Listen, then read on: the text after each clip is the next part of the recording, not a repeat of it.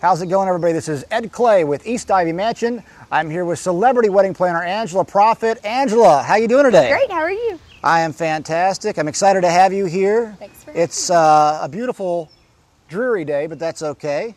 Totally. It's totally okay. So, Angela, tell us a little bit, or tell the brides out there that are looking to plan a wedding, kind of what to look for when they're first getting started. They just got the ring on their finger. Yep.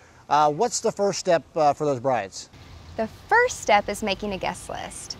You have to make a guest list and get an understanding of about how many people you're going to have, because you can't shop for a venue until you have a guest list. So after a guest list is completed, do you suggest the brides contacting a wedding planner, multiple wedding planners, and if they do, what do they need to be looking for when they contact the wedding planner? Yeah. I definitely suggest, if you want a wedding planner and you know that you want to work with a wedding planner, do it on the front end. There's definitely a huge benefit from a planner being involved from the very, very get-go. An experienced planner can really offer a lot of pros and cons when you're looking at venues, and probably offer some feedback just through experience that you're not going to read on the internet. I recommend meeting with two or three planners just to make sure that you're getting what you want. It's like photography with planners. We're all different. We all have our own style. We all focus on different things. So really connecting with your planner is important, because you're probably going to be working with them for about a year. I mean, that's pretty typical, is for people to plan a wedding in about a year. But a lot of brides think that they don't need a planner, or maybe they can do it on their own, which is okay too. But when you get a planner in the middle of the process, sometimes I'm cleaning up messes, and it ends up costing people more money just by educating them on how to spend their money. So if the brides do know that they want to work with a planner, there's a huge benefit in working with someone who really knows what they're doing. And we save people a lot of money and a lot of stress just by educating them. Well, let's talk about that, because, I mean, ultimately, or obviously, you're one of the best wedding planners in the country. I mean, you speak across the country, you teach, you're an educator as well as a planner. What is it like working with you for the brides? What can they expect when they go meet Angela Proffitt the first time? What are you going to set up? What are you going to teach them? And just what do they look for? Well, something that's unique to how we do things, and I really didn't know that it was that unique until I started traveling all over the place and working and meeting new planners and other planners. It really opened my eyes, and I really got to see how different we really are from a lot of planners. My degree's in psychology, and so I worked in a mental health facility before I did this. And really having that background has added such value to what we offer. So for instance, I personality profile all of my clients and all the vendors that we work with and all the team members we work with, so that I understand how their brain is wired. I really want to customize the message for the client. So that's it's a little unique, and the experience is very different. So, you hear that saying growing up as a kid, treat everyone the same, and, definitely treat everyone with respect. But if you customize the message for how their brain is wired to hear it and they understand you a little bit better, there's a huge gap between the communication and the customer experience. So if you can nail that and really understand how you need to communicate, people are much happier. So that's one thing. And then the other thing that sets us apart, I'm a big tech geek. So I really, in working with clients all over the world, I really, really educate them on how to go paperless and how to plan their wedding without using paper. So there's 3 free apps that we put on our clients' phones the minute they hire me, and after I understand, how their brain is wired, after I personality profile them, then I give them a little 15-minute lesson. I'll say, give me your phone, give me your iPad, we're going to put these apps on here, this is how you're going to sign your contracts, this is how you're going to see all of your quotes, and this is how we're going to communicate throughout the process. And by doing that, it's actually cut our email down by hundreds a day, just by sharing the information with our clients. So they have access to it with one click of their phone or their iPad or their computer. So some planners think I'm crazy. They're like, you give access to your clients? And I said, well, that works for me. It doesn't mean that it's going to work for you, but it's worked for us very well over the years. So those are 2 things that are pretty unique to how we do things. Okay, so they go see you. You set them up with all these apps, and actually you teach that I do. across the country as well. Yep. So it might help them in other parts of other life And being it does. organized. Yeah. What else, like with a bride coming to you, how do you ease, let's say, the stress on them? I know that you actually are in the wedding market right now, in the wedding industry, trying to change the view from across the board to be more positive, to where everybody's not a bridezilla. I mean, you hate that kind of stuff. I know. I do. So talk about that a little bit. Talk about why planning a wedding doesn't have to be the most stressful thing in their life, and it's almost like embedded into people's brains because of what they see on TV. Yeah, well, TV has skewed the vision a little bit, and of course drama sells. I have people ask me, gosh, do you work with bridezillas? Do you experience that? And I'm like, no, I would never tolerate that. We run a pretty stress-free office around here, and again, it all comes with communication, and it all comes with education. So the more I can educate my clients and the more comfortable I can make them in having open communication, the better. We definitely have a strategy in place, and that's key. So, becoming a wedding planner, there's not a lot of schooling out there. You go to become an MD, you go to medical school, right? And you get this diploma, and then you go open up a clinic. Well, anybody can kind of roll out of bed and be creative and put up a website and say, I'm a wedding planner. So what I'm trying to create is some type of schooling and help the other organizations in the industry that are trying to do that, to create some type of a platform and a strategy that you can do your passion and make money at it. And it's okay to make money. The more money I can make, the more people I can help. So it's not a bad thing. So the more education I can put out there, the more products. And again, some planners say, why are you going to share with everybody what you do? And I'm not going to do this for the rest of my life. I mean, come on, let's be honest. We work 30-hour days sometimes, and we're up till 3 in the morning, and we haven't eaten. I mean, but we have such a glamorous life. And, I'll say it's the most rewarding thing. If I knew 10 years ago what I know now, I don't know if I would have gone into this industry, but I know God put me on earth to be a wedding planner. Because I am very calm, and coming from mental health and coming from working in a hospital setting where those people, they really do have problems and they really are sick, and I can't fix their problems because I can't rewire their brain. But in the wedding industry, most problems are fixable, and when I have some girls that might have a moment, and they all do because family can put stress on each other, bring it back into perspective for them and say, let's really talk about problems. And you're getting to have the wedding of your dreams. You really don't have problems. So let's talk about the root of the problem and communicate and figure out a way to make this a more positive environment. So my thing is just keeping everybody on the same page, and I hate it when people argue because there's really no sense in it. Weddings are supposed to be fun. Absolutely. And exciting. Now someone out there that might be looking at having a wedding on a budget or on a lower budget per se. I guess everybody somewhat has a budget of what they want to stick with. What are some tips or advice that you could give as an expert in how you could save people some money in planning their wedding? Sure. Well, again, the first thing is the guest list. So, and I'll give you an example. I actually had a client 2 years ago contact me, and she said, I'm having 20 people. It's a destination wedding, and I want to spend $10,000. And I thought, that's a lot. That's a good budget for 20 people. And she said, oh, but by the way, I booked my venue. It was $4,000. I booked my photographer was $3,000. My videographer was $3,000. My dress was $4,000. I'm like, oh, well, you're already over your 10. And so those numbers didn't move. And so, I'm thinking, well, how can I help you? She said, well, maybe if I give you 10 more, can you do that? What else do I need? And I said, well, of course, you need some food and decor and a bar maybe. There's just a few elements that you need, but definitely I can stay under that number. So it helps for me to know what the expectations are, but in this day and time, there is no right or wrong expectation. So again, that's where education comes in. So I get some people who say, I want to invite 500 people, I want to have a venue in a big city and a band at 7 o'clock at night with an open bar, and I want to spend $15,000. And, I ask them, is that really what you can spend, what you can afford? And I have some say, I cannot spend over a penny. And then I have others say, well, we can spend more. Isn't that enough money? And so based on how they respond is based on how I respond. So, you know, I go into education mode again and tell them, you know, your guest list will dictate the amount of money that you end up spending in the long run. So if you can only spend that much money, we really have to evaluate your guest list and your location, because location matters. So I tell girls, they're like, but my dad's a minister at a church, we have to invite everyone in the town.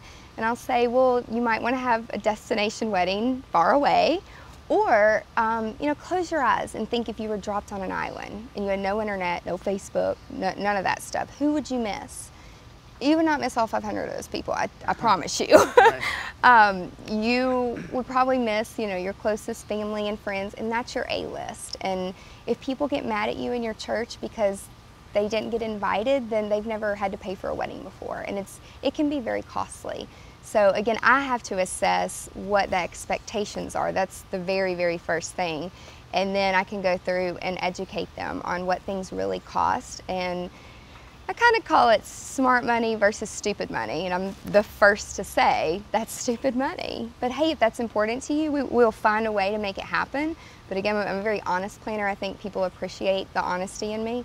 And you know, I grew up very frugal with very frugal parents, and a lot of people look at my website and they're like, oh my God, how much does this cost? And you know, again, I'm like, everyone has different priorities, but it's my job to make everything look like it's $1 million. You know, that's what I do. And if I can make it, or my staff can go to Hobby Lobby and buy it, and then you can use it in your home later on, we're gonna do that versus renting it.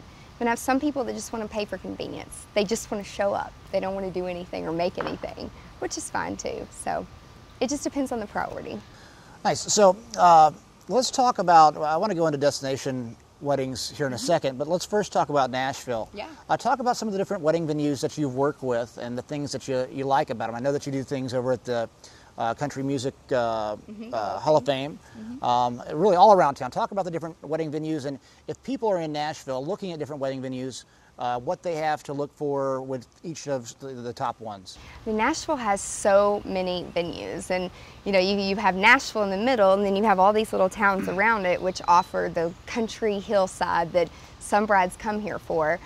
Me personally, what our clients really want is to experience Nashville. So most of our business is in downtown Nashville. We don't work too often outside of Nashville. I mean, again, I'll work wherever my clients want to go, but most of them are destination brides. Nashville, ever since we've gotten a show, an international TV show, and we were in the New York Times, and Nashville's been getting a ton of publicity, and it's easy to get to. It's very inexpensive to fly in and out of our airport, and people come here for the Southern hospitality. So, you know, we work a lot downtown, and I love, you know, the Country Music Hall of Fame and the Skirmahorn, or the Symphony Center. We just got a new hotel, the Omni, which is very attractive right now. And those are some of the indoor venues, but we also have beautiful outdoor venues. And something that you'll notice if you look at all the outdoor venues is they're on the outskirts of Nashville. They're not really in downtown Nashville, except for East Ivy. It's the only outdoor venue where you can go and get a private garden and have that really, really private, intimate experience and be downtown Nashville. So it's awesome because some of my brides don't want to pay for transportation to haul people an hour outside of town, you know, just to get that country garden feel.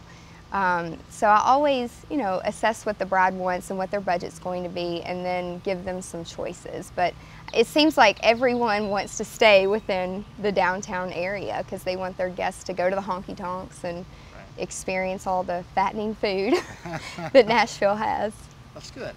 Well, so okay, let's now talk about destination weddings, which you love to do. Yeah, you love to travel. You've done weddings all over the world. You've actually done weddings for some of my friends who are celebrities, and one of the things I love about you is you keep it very, very private. So that's one thing people have to look forward to if they work with you, is that you don't talk a whole lot about who you're working with and those type of things. I don't care who anybody is. As long as you're in love and you want to get married, I will help you get to the altar and have a good experience. And a lot of times I don't even know what my clients do. I'll have people call me and say, we want you to, so-and-so wants to interview. I'm like, okay. And they'll say, well, you have to sign confidentiality forms. I'm like, okay. And again, like people say I grew up in a bomb shelter because I don't watch TV. I don't really read magazines. I get inspiration from my clients. I mean, obviously, at times I do have to do a little bit of research just to protect my client and protect the vendors and the staff and get security involved and things like that. But it's actually a whole lot more work on my part, but again, I'm there to take care of whatever their needs are. So, you also do a lot of destination weddings, and that's one of the things that I know that you love to do because you love to travel.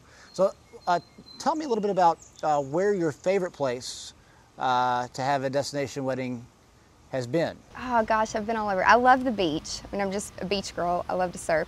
And so naturally, I love going to the beach, but you always have the challenge of the weather. That's something I cannot control. So a lot of the venues that I look for my beach weddings, I make sure they have a really good backup plan, which is not always in an ugly ballroom. We really try to keep the area pretty, even if we are underneath. If a storm's coming, we have to be under something, and the answer is not always a tent on the beach because the wind can be rather heavy.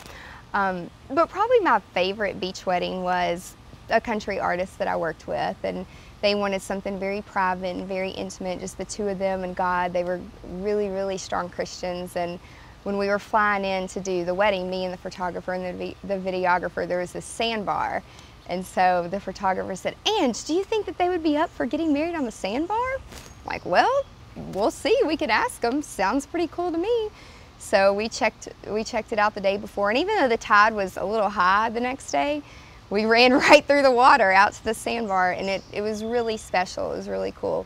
The minister, the lady, she said, "I've never been asked to get in the water before. I'll kick my shoes off and get in." And I'm like, well, there's first time for everything. I'll learn something new every weekend, depending on who I'm working with and what they want. So that was probably the most memorable, just because I've never had anybody get married in the middle of the water. So that was really unique and fun. Nice. So anything else that you can think of right now that someone watching this would benefit from if they were planning, or if they are planning their wedding? Well, when you're looking for your destination or you're looking for your venue, make sure you have your guest list together and make sure you have your priorities in line. A lot of the venues, brides will sign contracts with them before I'm ever even part of it, and that's, again, okay, but if you don't have someone walking you through the process, for example, they'll say you have a 10-hour time frame for setup, party, and breakdown. And then they come to me and I'll say, well, that's okay, we can work within those parameters, but your labor is going to be higher because I have to hire 200 people to set up the forest that you want us to create in 2 hours. But if you would have spent a little bit more money to book the venue for 24 hours and buy it out, we could have saved a lot of money on the labor. So those are things that people don't think about. We time-lapse a lot of our events, so when parents come and ask me and compare their daughter's wedding to their best friend's daughter's wedding, I'm like, hold on, let's talk about where, the time frame. There's so many little things that go in behind that dictate all those things. But, a noise ordinance, for example. A lot of the outdoor venues that I work at, there's a noise ordinance. The band has to stop at 11 o'clock, and if I'm working with some big partiers and they want to go till 3 a.m., we might want to either A, look at a different venue, or B, have an after party set up. And I have transportation that comes and picks everyone up at the venue and takes them downtown, and we have an after party. So just knowing the overall logistics before sinking in to the venue is really, really important to have all the answers and the priorities laid out. So, you've done 2 weddings here. The vow renewal for Eddie and Taj, which was on that SWV show. Yes. And then the dream wedding giveaway, where we gave away a $100,000 dream wedding. It was actually higher than $100,000 when we got done with it, which was awesome, and all the vendors donated.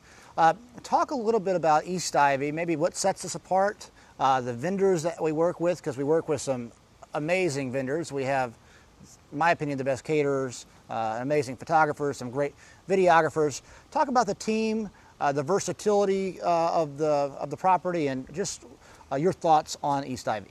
Well, first off, East Ivy is beautiful, and I love all the different nooks and crannies that it has, because you can make it look totally different 50 million different ways. So the 2 weddings that we did here were actually in the same week, and we made it look one way and then repurposed some of the things and then flipped it and made it look totally different. And you can't do that with all venues. Just the outdoors, the property and the grounds, it's so well kept and it's so well manicured, and everything has to be perfect.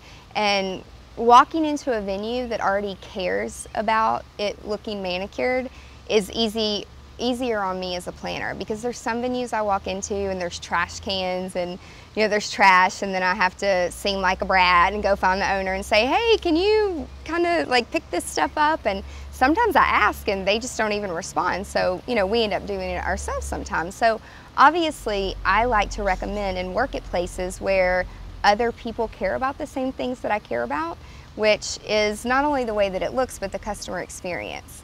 And so communication and follow-up and follow-through are the three most important things that it's going to set not only a venue apart, but a vendor apart.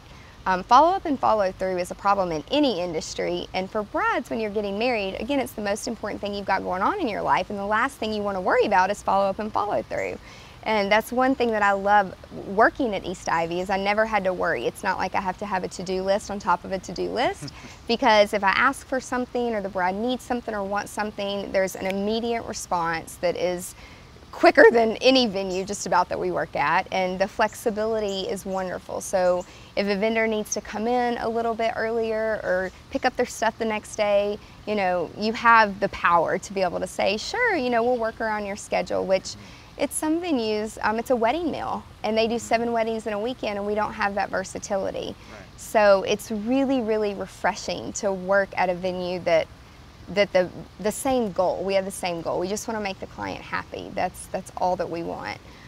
So that was great. And then having the indoor-outdoor capability too, having a little bit of an indoor space, like for the food, if the brides wanted to do stations, and then having the pool is incredible. I love the pool setting. It just gets you into the spring, summer mood. Even if the weather's a little humid, people don't mind it, depending on what month you're getting married in. But we didn't have to bring in tents or air conditioner or anything for those weddings, but we always have backup. And there's a beautiful space at East Ivy where the garage actually is, which you can put a big, beautiful tent there if you have to. So that's, again, something that's very important for whenever I'm personally planning the wedding, is my brides that only want everything outdoors, I'll say, you can spend $1 million, but if people don't have a good experience, they're going to leave there and complain about how cold or how hot they were. So we want to make the environment very, very comfortable for people as well. And that environment can be created here. Well, Angela, thank you for doing this. Yeah, and I'm excited about the future of all of your teaching and traveling and destination weddings, and maybe one day you can buy an island and all these things. And it will happen. Yes, and look forward to speaking to you again soon. Thanks for having me. Thanks.